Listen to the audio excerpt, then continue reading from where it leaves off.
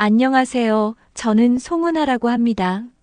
제 안타까운 이야기 좀 들어보세요. 나는 68세, 제주에서 혼자 사는 은퇴 약사입니다.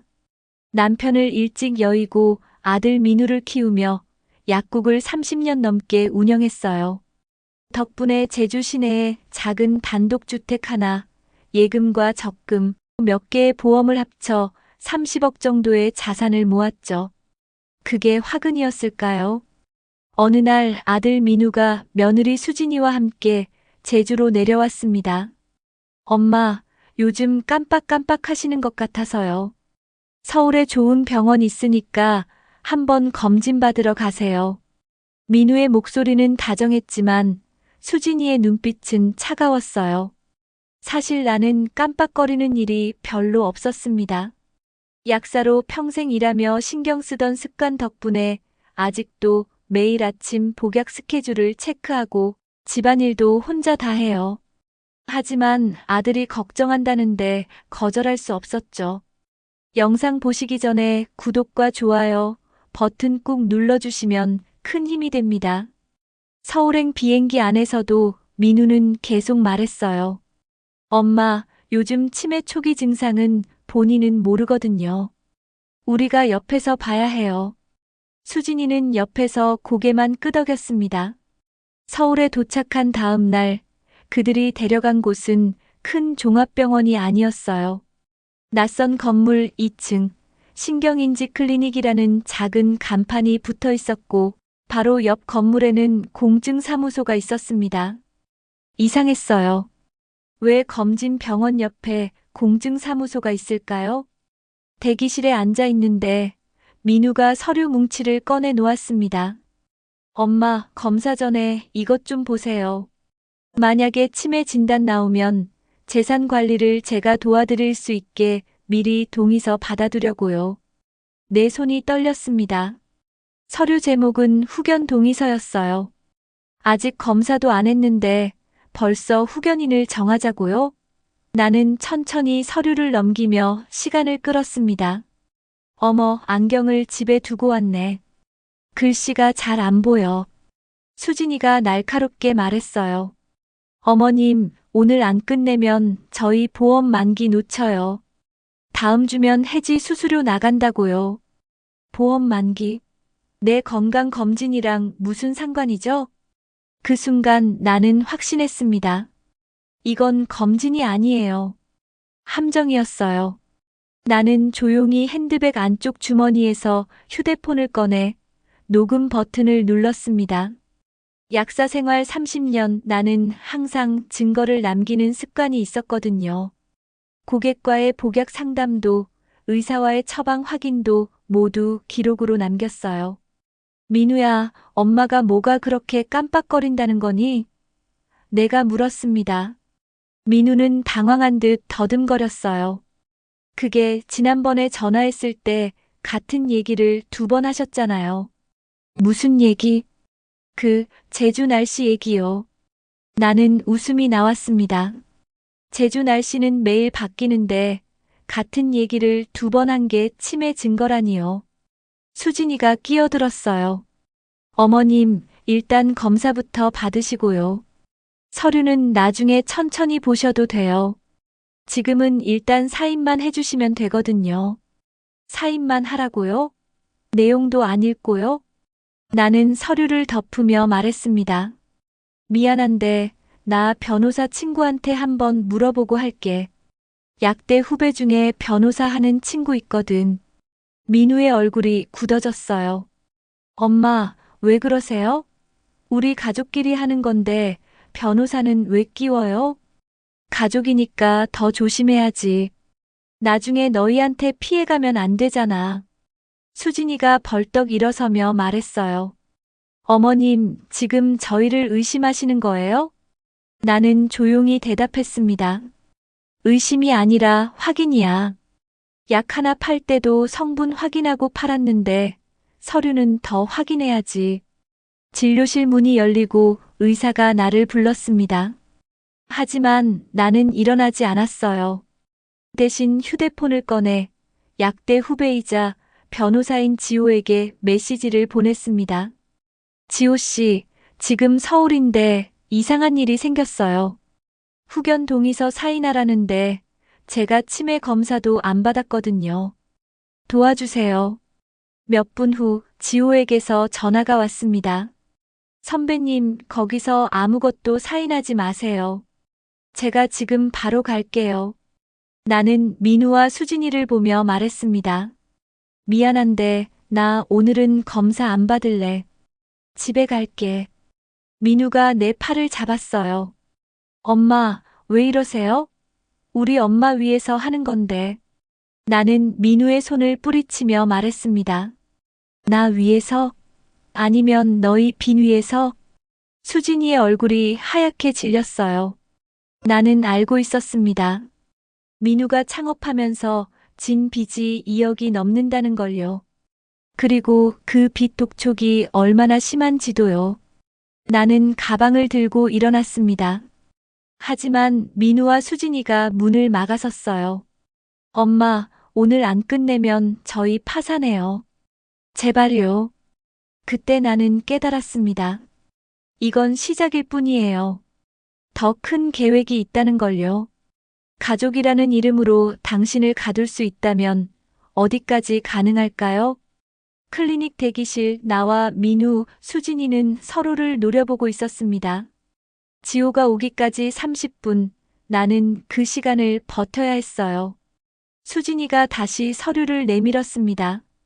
어머님, 이거 그냥 형식적인 거예요. 만약에 나중에 어머님이 아프시면 저희가 병원비 내드리고 통장 관리 좀 도와드리겠다는 거예요. 그럼 후견인은 왜 필요해? 법적으로 필요하대요. 요즘 은행에서 노인분들 통장 함부로 못 만지게 해서요. 나는 서류를 다시 펼쳐봤습니다. 후견 동의서 말고도 다른 서류들이 끼어 있었어요. 재산 위임장, 부동산 처분 동의서, 심지어 해외여행 동의서까지요. 해외여행 동의서는 뭐니? 민우가 얼버무렸어요. 아, 그거요? 나중에 엄마 모시고 여행 가려고요. 일본 크루즈 여행 같은 거요. 크루즈 여행? 나는 배 타는 거 싫어하는데요. 민우도 그걸 아는데 왜 크루즈 여행 얘기를 하는 걸까요? 나는 휴대폰 녹음이 켜져 있는지 확인했습니다. 그리고 일부러 큰 소리로 물었어요. 민우야, 솔직히 말해봐. 너희 내 재산 노리는 거 맞지? 민우가 발끈했습니다. 엄마, 어떻게 그런 말을 하세요? 저 엄마 아들이에요. 아들이라서 더 무섭지.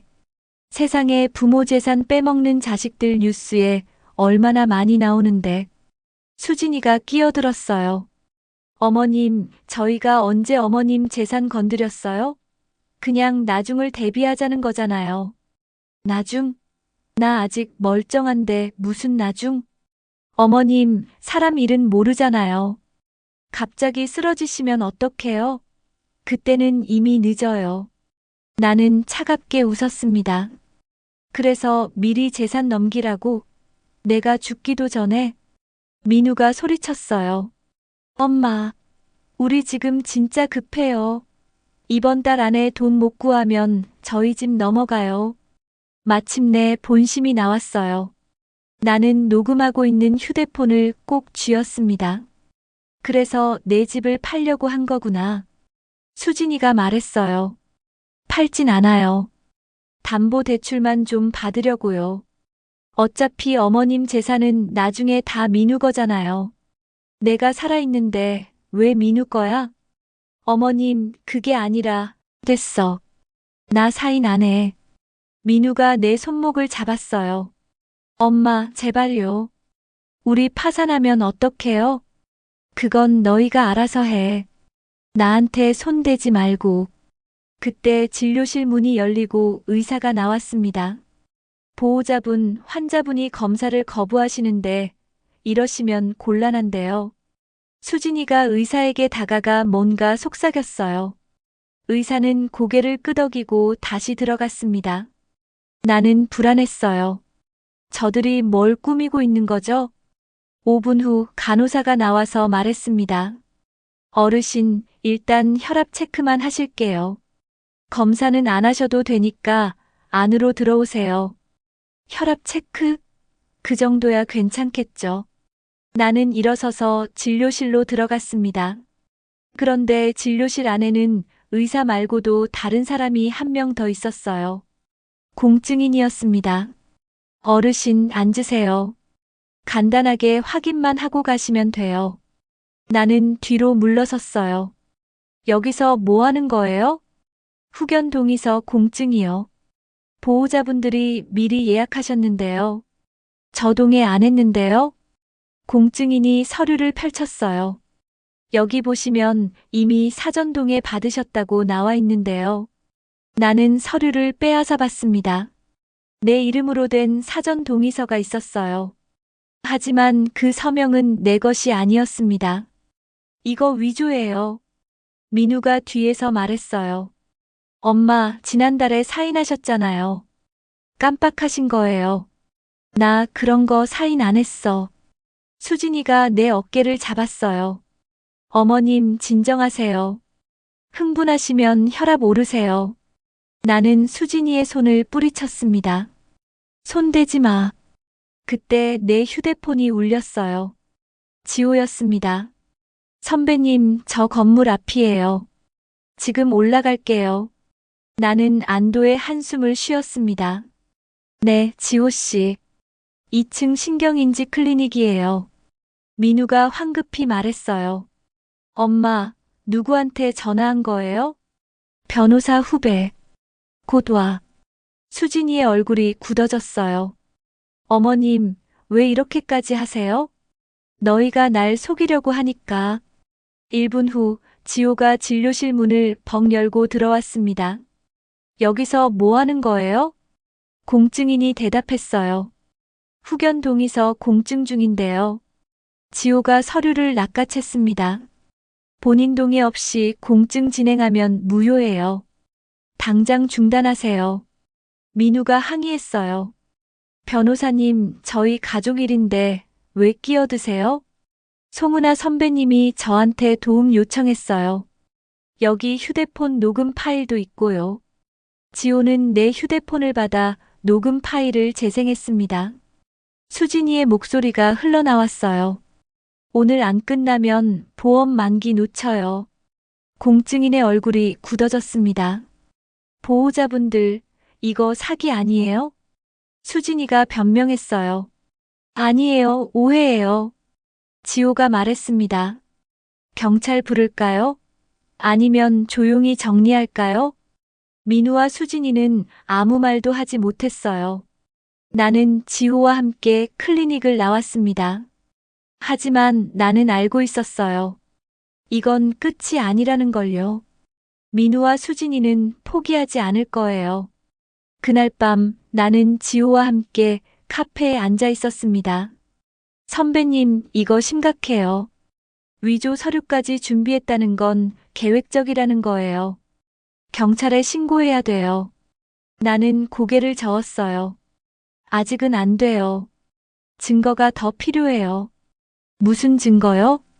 저들이 정말 뭘 하려고 하는지 확실한 증거요.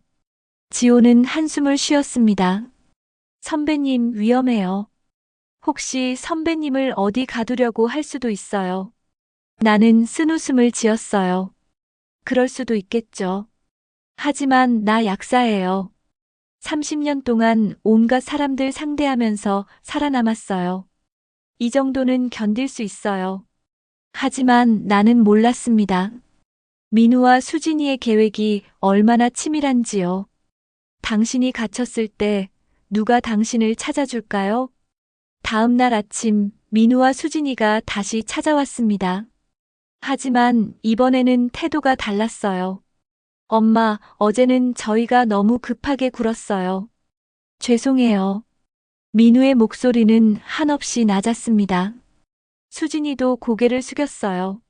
어머님, 저희가 잘못했어요. 다시는 그런 일 없을 거예요. 나는 믿을 수 없었습니다. 어제 그렇게 독하게 굴던 사람들이 하루 만에 이렇게 바뀔 리 없어요. 그래, 알았어. 너희도 힘들었겠지. 민우가 조심스럽게 말했어요. 엄마, 그래도 건강검진은 받으셔야 할 것 같아서요. 이번에는 제대로 된 종합병원으로 모실게요. 나는 의심스러웠지만 거절할 명분이 없었어요. 그래, 알았어. 그날 오후 민우와 수진이는 나를 차에 태웠습니다. 하지만 가는 길이 이상했어요. 서울 시내가 아니라 수도권 외곽으로 향하고 있었거든요. 민우야, 여기 어디야? 병원이 이렇게 외진 곳에 있어? 엄마, 요즘 좋은 병원들은 다 외곽에 있어요. 조용하고 공기 좋잖아요. 1시간을 달려 도착한 곳은 안심요양원이라는 간판이 붙은 3층 건물이었습니다. 요양원? 병원이 아니라. 민우야, 여기 요양원이잖아. 수진이가 웃으며 말했어요. 어머님, 요즘 요양원에 건강검진센터가 다 붙어 있어요. 검진받고 며칠 쉬다 가시면 좋잖아요. 나는 불안했어요. 하지만 이미 차에서 내렸고 민우와 수진이가 양쪽에서 내 팔을 잡고 있었습니다. 현관에 들어서자 간호사가 맞이했어요. 어르신, 어서 오세요. 방 준비되어 있어요. 잠깐만요. 나 검진 받으러 온 건데 왜 방 얘기를 해요? 간호사가 미소 지었어요. 검진 전에 하루 묵으시면서 컨디션 체크하셔야죠. 내일 아침 일찍 검사하실 거예요. 나는 뭔가 이상하다고 느꼈지만 민우와 수진이가 밀어붙였어요. 엄마, 오늘 하루만 여기서 쉬세요. 내일 검진 끝나면 바로 모시러 올게요. 내 방은 2층 끝방이었습니다. 창문은 있었지만 창살이 쳐져 있었어요. 요양원이니까 안전을 위해서겠지 하고 생각하려 했지만 불안은 커져갔습니다. 민우야, 나 그냥 집에 갈래. 엄마, 내일까지만요. 제발요. 민우와 수진이는 나를 방에 두고 나갔어요. 문이 닫히는 소리가 들리고 곧 자물쇠 소리가 들렸습니다. 나는 황급히 문을 열어보려 했지만 열리지 않았어요. 밖에서 잠긴 거였습니다. 여기요. 문 좀 열어주세요. 하지만 아무도 오지 않았어요. 나는 핸드백을 뒤졌습니다. 휴대폰을 꺼내려는데 없었어요. 민우가 차에서 잠깐 빌려보세요라며 가져갔던 게 생각났습니다. 돌려주지 않은 거예요. 나는 주저앉았습니다. 갇혔어요. 아들이 날 가뒀어요. 하지만 나는 포기하지 않았습니다. 약사로 일하며 항상 예비책을 준비하는 습관이 있었거든요. 나는 슬리퍼를 벗고 깔창을 들어 올렸어요. 그 안에 작은 예비 휴대폰이 숨겨져 있었습니다. 오래된 폴더폰이지만 전화와 문자는 가능했어요. 나는 떨리는 손으로 지호에게 문자를 보냈습니다. 지호 씨, 나 갇혔어요. 수도권 외곽 안심요양원. 위치 전송할게요. 하지만 이 오래된 휴대폰으로는 위치 전송이 안 됐어요.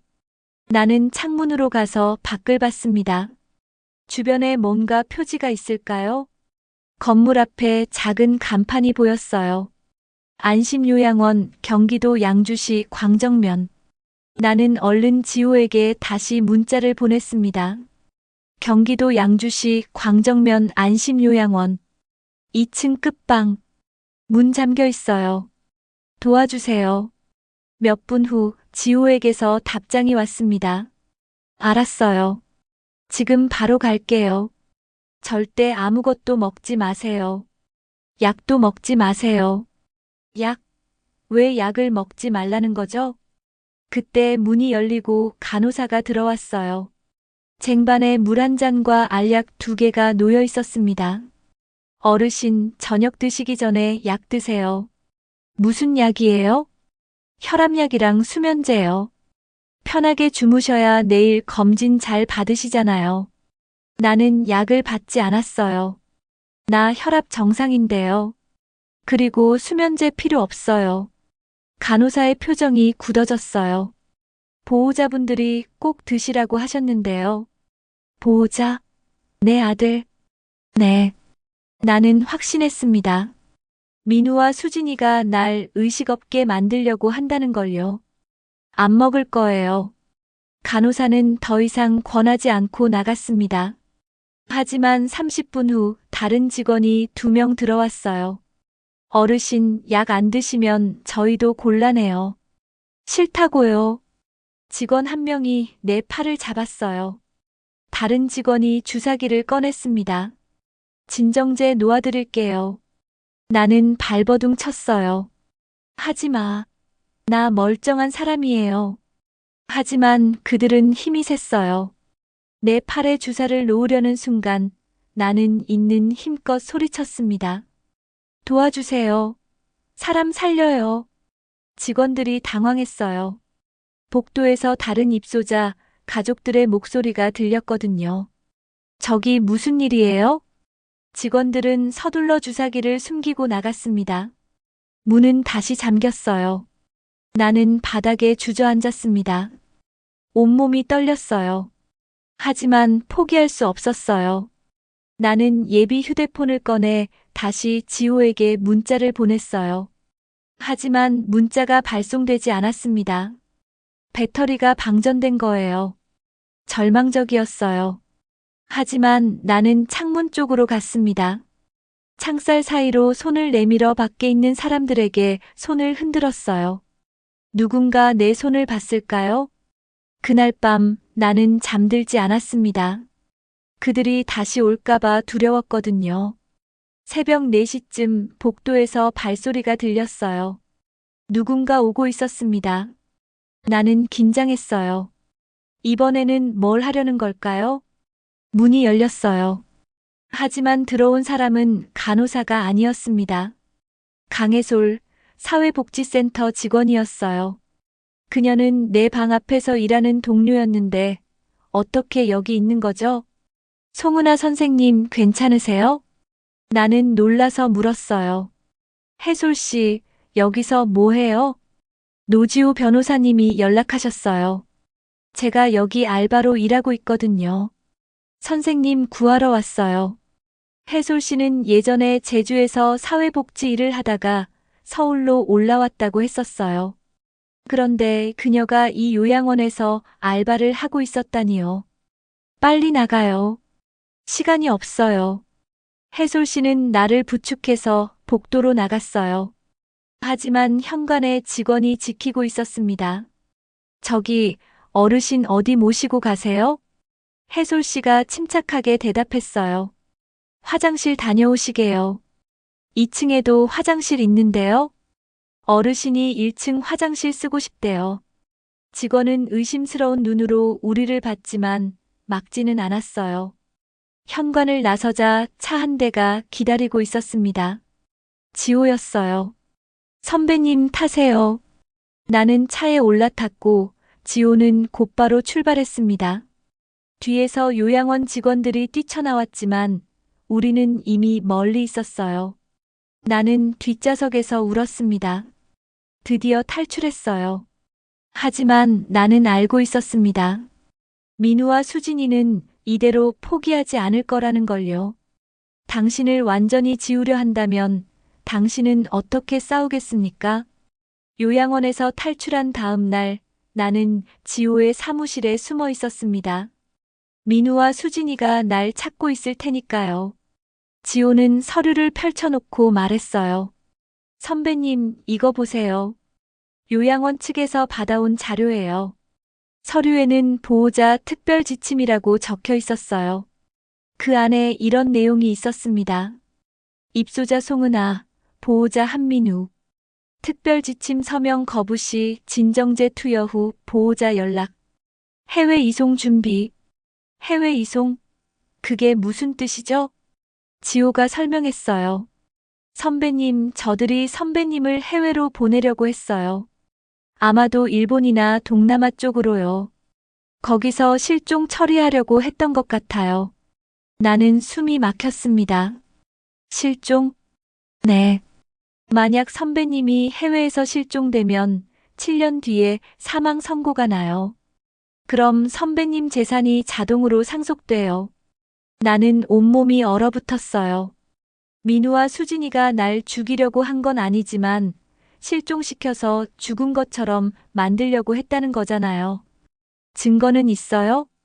지호가 고개를 끄덕였어요. 해솔 씨가 요양원 CCTV 일부를 확보했어요. 그리고 보호자 지침 메모도 찍어뒀고요. 강해솔 씨가 들어왔어요. 그녀는 USB를 내밀었습니다. 선생님, 이거 보세요. 수진 씨가 요양원 원장이랑 통화하는 거 녹음한 거예요. USB를 컴퓨터에 꽂자 수진이의 목소리가 흘러나왔습니다. 원장님, 일본 크루즈 일정 확정됐어요. 다음 주 월요일 출항이요.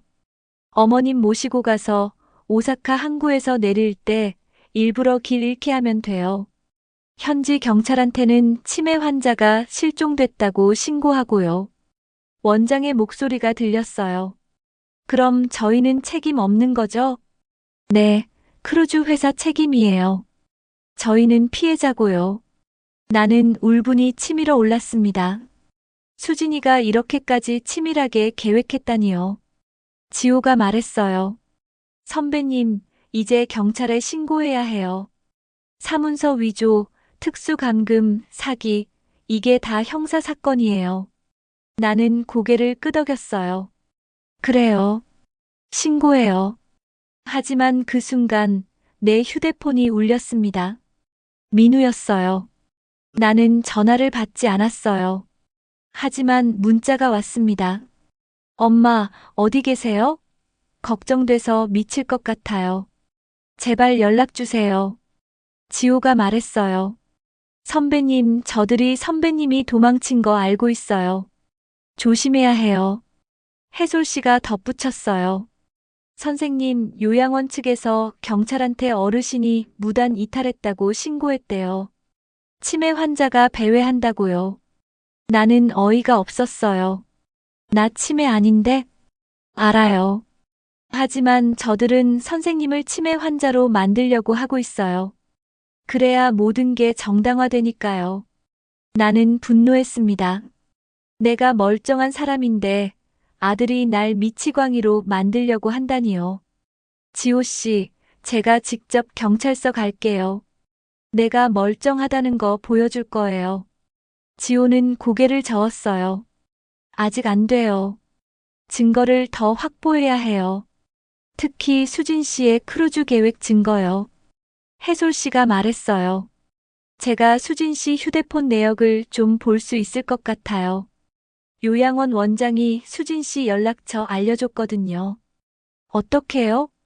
제가 IT 쪽 친구가 있어요. 합법적으로는 아니지만 일단 뭐가 있는지 확인은 할 수 있어요.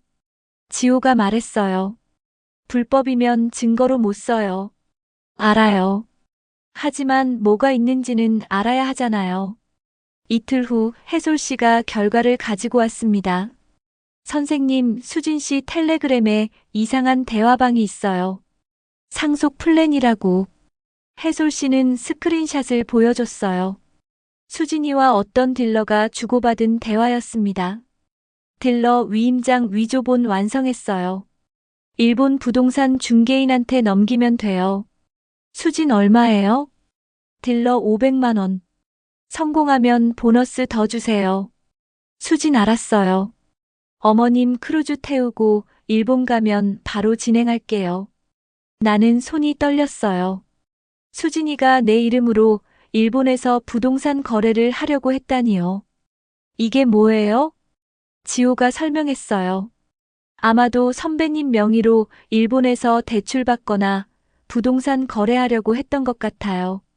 선배님이 일본에서 실종되면 현지 경찰은 치매 환자 찾기에 바쁘고 그 사이에 저들은 선배님 재산을 빼돌리는 거죠. 나는 기가 막혔어요. 이렇게까지 치밀하게 계획했다니요. 지호 씨, 이제 경찰 가요. 이 정도면 충분하죠? 네. 이제 움직여야 해요. 우리는 경찰서로 향했습니다. 하지만 경찰서 앞에서 우리를 기다리고 있는 사람이 있었어요. 민우였습니다. 엄마. 민우가 달려왔어요. 하지만 지호가 막아섰습니다. 한민우 씨, 물러서세요. 변호사님, 우리 엄마 어디 데려가시는 거예요? 경찰서요. 신고하러 가요. 민우의 얼굴이 하얗게 질렸어요. 엄마, 제발요. 우리 얘기 좀 해요. 오해가 있었어요. 나는 민우를 차갑게 바라봤어요. 오해? 내가 날 요양원에 가두고 해외로 실종시키려고 한 게 오해야? 엄마, 그게 아니라, 됐어. 나 더 이상 내 엄마 아니야. 나는 민우를 지나쳐 경찰서 안으로 들어갔습니다. 드디어 반격이 시작됐어요. 진실은 언제나 숨길 수 없습니다. 경찰서 조사실, 나는 형사 앞에 앉아 있었습니다. 송은아 씨, 진술 시작하겠습니다. 천천히 말씀해 주세요. 나는 처음부터 차근차근 설명했어요. 민우와 수진이가 어떻게 날 속이려 했는지, 후견 동의서, 강요, 요양원 감금, 그리고 해외 실종 계획까지요. 형사는 고개를 끄덕이며 기록했습니다. 증거 자료 있으신가요? 지호가 USB와 서류 뭉치를 내밀었어요. 여기 요양원 CCTV, 녹취록, 텔레그램 대화 스크린샷 있습니다. 형사가 자료를 확인하더니 표정이 굳어졌어요. 이거 심각한데요. 사문서 위조, 특수감금, 사기, 이게 다 형사처벌 대상입니다. 그럼 바로 수사 들어갈 수 있나요? 네. 일단 관련자들 소환하겠습니다. 나는 안도의 한숨을 쉬었어요. 드디어 법의 보호를 받을 수 있게 된 거예요. 하지만 형사가 덧붙였어요. 송은아 씨, 한 가지 문제가 있습니다. 텔레그램 대화 내용은 불법 수집된 거라 법정 증거로 못 써요. 그럼 어떡해요? 다른 증거로 수사를 진행해야 합니다.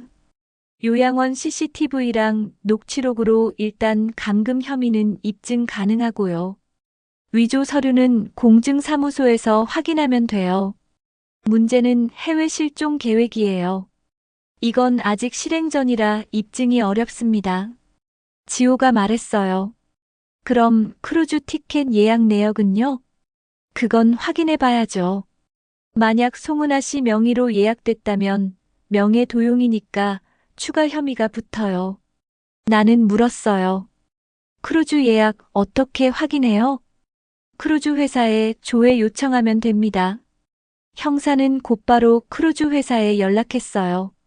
통화 내용이 스피커로 흘러나왔습니다. 네, 송은아 고객님 예약 확인됐습니다. 다음 주 월요일 출항, 오사카 경유 일본 크루즈요. 예약자는 박수진 씨고 탑승자는 송은아 씨로 되어 있네요. 형사가 물었어요. 본인 확인은 어떻게 했나요? 신분증 사본 제출받았습니다. 그거 위조 가능성 있나요? 확인해 보겠습니다. 잠시 후 크루즈 회사 직원이 말했어요. 신분증 사본 확인했는데 진위 여부는 저희가 판단하기 어렵습니다. 경찰 쪽에서 감정 의뢰하셔야 할 것 같아요. 형사는 고개를 끄덕였어요. 알겠습니다. 자료 보내주세요. 통화가 끝나고 형사가 말했어요. 송은아 씨, 일단 민우 씨랑 수진 씨 소환해서 조사하겠습니다. 며칠 걸릴 수 있어요. 네, 알겠습니다. 나는 경찰서를 나왔어요. 지호와 해솔 씨가 함께였습니다. 선생님, 이제 안전하세요. 경찰이 수사 시작했으니까요. 해솔 씨가 말했어요. 하지만 나는 아직 안심할 수 없었어요. 민우와 수진이가 어떻게 나올지 몰랐거든요. 그날 밤 내 휴대폰에 낯선 번호로 전화가 왔습니다. 여보세요? 수진이의 목소리였어요. 어머님, 저예요. 무슨 일이야? 어머님, 제가 잘못했어요. 제발 고소 취하해 주세요. 저희 진짜 파산해요. 나는 차갑게 대답했어요. 그건 너희가 알아서 해. 어머님, 민우가 지금 너무 힘들어해요. 제발요. 민우가 힘들어? 나는 안 힘들었을 것 같아. 날 가두고 해외로 실종시키려고 한 게 힘든 일이 아니었어. 수진이가 울먹였어요. 어머님, 저희가 정말 미쳤었어요. 빚 때문에, 돈 때문에 정신이 없었어요. 그래서 날 죽이려고 한 거야? 죽이려고 한 게 아니에요. 그냥 잠깐 해외에 계시는 동안 저희가 돈 좀 쓰려고 했던 거예요. 그게 나한테는 죽는 거나 마찬가지야. 어머님, 나는 전화를 끊었어요. 더 이상 들을 필요가 없었거든요. 다음 날 경찰서에서 연락이 왔습니다. 민우와 수진이 소환 조사를 받았다고요. 송은아 씨, 조사 결과 알려드릴게요. 한민우 씨는 특수감금 혐의 인정했고, 박수진 씨는 사문서 위조 혐의 인정했습니다. 그럼 기소되는 건가요? 네. 검찰로 송치됩니다. 재판 진행될 겁니다. 나는 무거운 마음이었어요. 아들이 재판받는다니 슬펐지만 어쩔 수 없었어요. 형사가 덧붙였어요. 참고로 박수진 씨 휴대폰에서 추가 증거 나왔습니다. 크루즈 탑승 후 일본 현지에서 부동산 거래하려고 딜러랑 사전 접촉한 정황이 있어요. 그럼 해외 실종 계획도 입증된 건가요? 일부는 입증됐습니다. 다만 실행 전이라 형량이 어떻게 나올지는 재판부 판단이에요. 나는 고개를 끄덕였어요. 이제 법정에서 최종 결정이 나겠죠.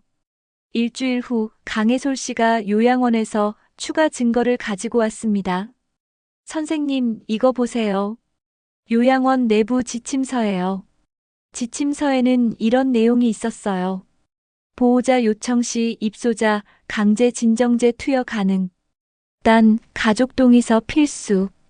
가족 동의서는 있어요? 내가 물었어요. 네. 민우 씨 서명 있어요. 나는 이를 악물었어요. 민우가 사인했다는 건 계획적이었다는 증거잖아요. 이거 경찰한테 넘겨요. 해솔 씨는 고개를 끄덕였어요. 네. 그리고 선생님, 요양원 원장도 조사받을 거예요. 불법 감금 방조 혐의로요. 드디어 모든 퍼즐이 맞춰지고 있었어요. 하지만 아직 끝이 아니었습니다. 가장 중요한 순간이 남아 있었어요. 법정이었습니다. 정의는 결국 승리합니다. 일주일 후 경찰은 수진이의 동선을 추적하기 시작했습니다. 크루즈 출항 전날 수진이가 공증사무소에 예약을 했다는 정보를 입수했거든요. 송은아 씨, 내일 수진 씨가 공증사무소 가는데 현장 검거할 겁니다. 동행하시겠어요? 형사가 물었어요. 나는 고개를 끄덕였어요. 네, 가겠습니다. 다음 날 아침 나는 지호, 해솔 씨와 함께 공증사무소 근처에서 대기했습니다. 경찰도 함께였어요. 10시쯤 수진이가 나타났어요. 손에 서류 가방을 들고 긴장한 표정이었습니다. 수진이는 공증사무소 안으로 들어갔어요. 우리는 5분 정도 기다렸다가 따라 들어갔습니다. 공증사무소 안에서 수진이는 공증인 앞에 앉아 서류를 펼쳐놓고 있었어요. 이거 부동산 위임장 공증이요. 송은아 명의로 일본 부동산 거래하려고요. 공증인이 물었어요. 본인 동의는 받으셨나요?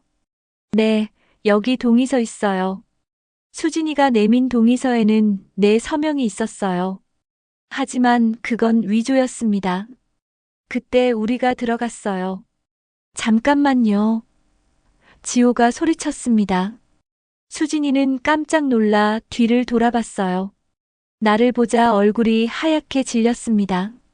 어머님? 나는 천천히 다가갔어요. 수진아, 뭐 하는 거니? 이게 경찰이 앞으로 나섰어요. 박수진 씨 사문서 위조 및 사기 혐의로 긴급 체포합니다. 수진이는 뒤로 물러서며 소리쳤어요. 아니에요. 저 아무것도 안 했어요. 여기 위조 서류 있잖아요. 송은아 씨 동의 없이 명예 도용한 거 맞죠? 수진이는 아무 말도 하지 못했어요.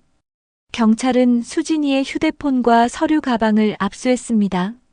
서류 가방 안에는 내 명의로 된 각종 위조 서류들이 가득했어요. 부동산 위임장, 대출 동의서, 심지어 유언장까지요. 이게 다 뭐예요? 내가 물었어요. 경찰이 대답했어요. 전부 위조 서류입니다. 박수진 씨가 송은아 씨 명의로 각종 거래하려고 준비한 거예요. 나는 수진이를 바라봤어요.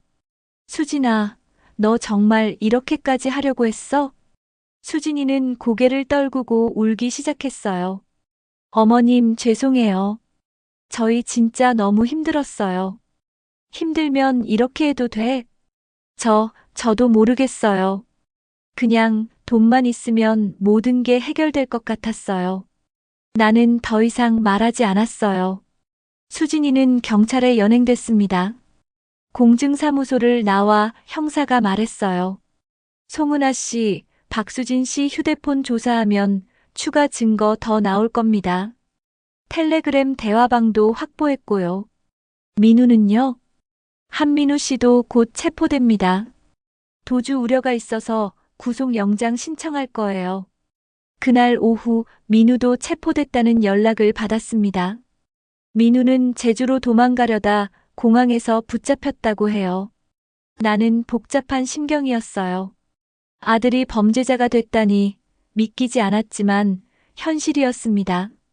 지호가 말했어요. 선배님, 이제 거의 끝났어요. 재판만 남았어요. 재판에서 뭘 해야 해요? 선배님이 피해자 진술하면 돼요. 선배님이 얼마나 고통받았는지, 그리고 저들의 계획이 얼마나 악질적이었는지 말해야 해요. 나는 고개를 끄덕였어요. 할게요. 끝까지 싸울 거예요. 며칠 후 검찰에서 연락이 왔습니다. 수진이의 휴대폰에서 결정적 증거가 나왔다고요. 송은아 씨, 박수진 씨 텔레그램에 상속 플랜이라는 대화방이 있었어요.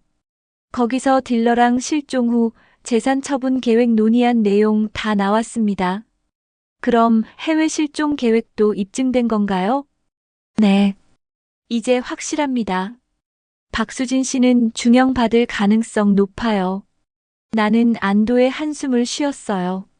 드디어 진실이 밝혀진 거예요. 하지만 한편으로는 슬펐어요.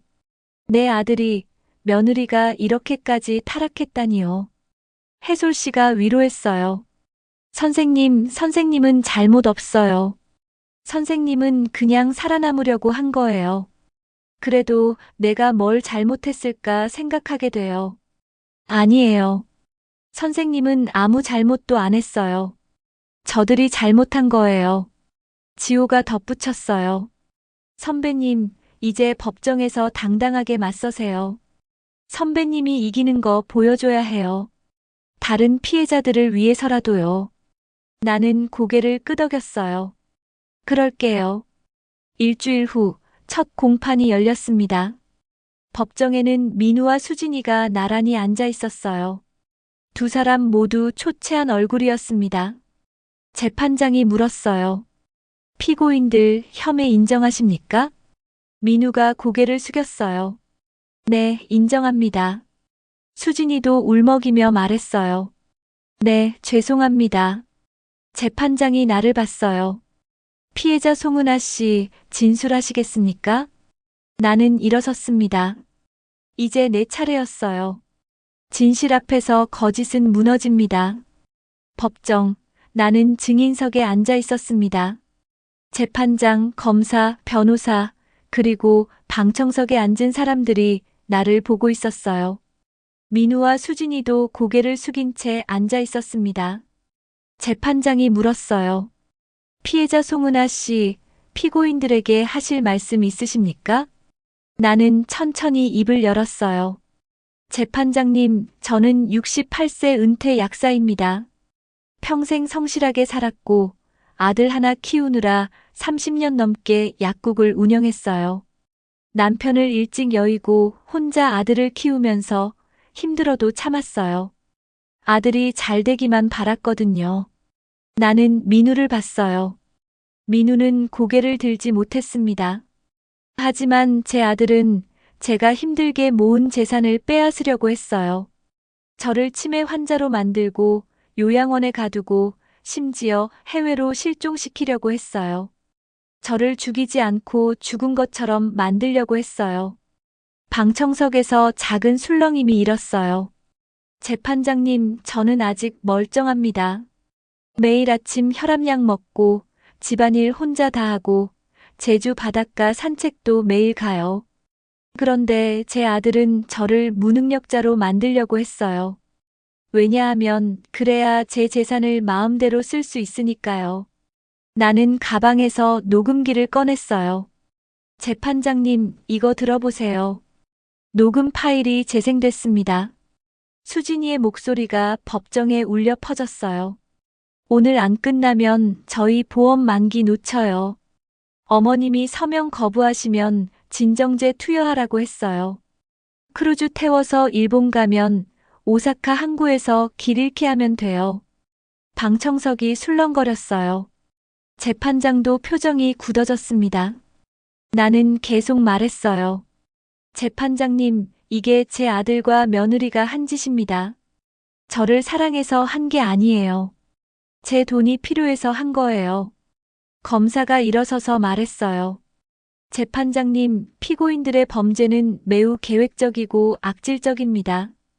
피해자는 68세 노인이고 피고인들은 그 모자 관계를 악용했습니다. 이는 가족이라는 신뢰를 배신한 중대 범죄입니다. 민우의 변호사가 반박했어요. 재판장님, 피고인 한민우는 사업 실패로 경제적 어려움에 처해 있었습니다. 충동적으로 저지른 범죄이고 피해자에게 실질적 손해를 입히지 않았습니다.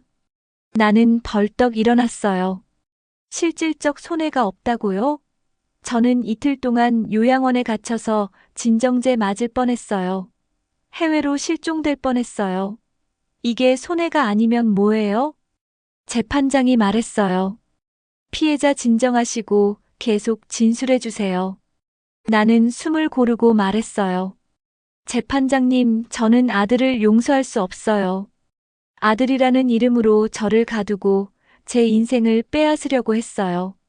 저는 더 이상 그들의 엄마가 아니에요. 민우가 고개를 들고 울먹였어요.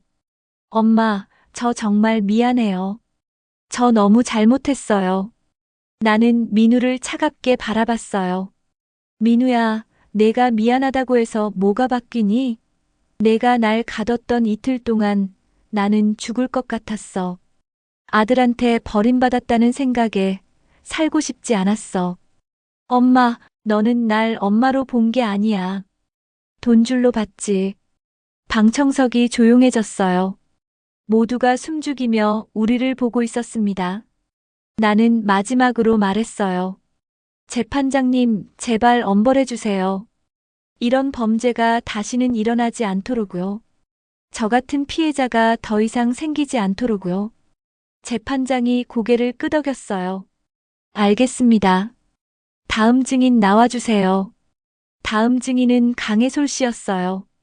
해솔 씨는 증인석에 앉아 차분하게 증언했어요. 저는 안심요양원에서 알바로 일하면서 송은아 선생님 사건을 목격했습니다. 피고인 박수진은 요양원 원장에게 어르신이 서명 거부하면 진정제 투여 후 연락하라고 지시했습니다. 그리고 CCTV 삭제를 요청했지만 제가 미리 백업해뒀습니다. 검사가 물었어요. CCTV에 뭐가 찍혀 있습니까? 피고인 한민우가 송은아 선생님을 방에 가두고 문을 잠그는 장면이 찍혀 있습니다. 그리고 간호사들이 진정제 주사를 준비하는 장면도 있습니다. 방청석이 다시 술렁거렸어요. 해솔 씨는 계속 증언했어요. 또한 피고인 박수진은 크루즈 회사와 통화하면서 송은아 명의로 예약했으니 당일 신분증 확인 없이 탑승시켜 달라고 요청했습니다. 이는 피해자 몰래 해외로 데려가려는 계획이었습니다. 검사가 추가 질문했어요. 피고인들이 피해자를 해외로 데려간 이유가 뭐라고 생각하십니까? 실종 처리하려고 한 거죠. 해외에서 실종되면 국내 경찰이 수사하기 어렵고 7년 후 사망 선고 나면 재산 상속받을 수 있으니까요. 민우의 변호사가 반박했어요. 증인, 그건 추측 아닙니까? 해솔 씨가 답했어요. 아니요. 피고인 박수진의 텔레그램 대화방에 7년 후 상속이라는 키워드가 여러 번 나옵니다. 명백한 계획이었습니다. 재판장이 피고인들을 봤어요. 피고인들 변명하실 게 있습니까? 수진이가 일어났어요. 재판장님, 저는 그냥 남편 빚 갚으려고 했어요. 다른 의도는 없었어요. 빚 갚으려고 사람을 해외로 실종시키려고 했습니까? 그게 아니라 저희는 정말 급했어요. 집도 넘어가고 사업도 망하고 정신이 없었어요. 재판장이 차갑게 말했어요. 그게 범죄의 이유가 됩니까? 수진이는 아무 말도 하지 못했어요. 민우도 일어나 읍소했어요. 재판장님, 제가 정말 잘못했습니다. 엄마한테 용서 빌고 싶어요. 나는 고개를 저었어요. 용서 안 해. 엄마, 제발요. 너는 더 이상 내 아들이 아니야. 재판장이 판결문을 읽기 시작했어요. 피고인 한민우, 특수감금죄로 징역 2년, 집행유예 3년. 피고인 박수진, 사문서 위조 및 사기죄로 징역 3년. 또한 피해자에게 위자료 5천만 원 지급. 피고인들은 피해자에게 3년간 접근 금지. 방청석에서 박수 소리가 들렸어요. 나는 안도의 한숨을 쉬었어요. 드디어 끝났어요. 법정을 나오며 지호가 말했어요. 선배님 이겼어요. 선배님이 이겼어요. 네, 지호 씨.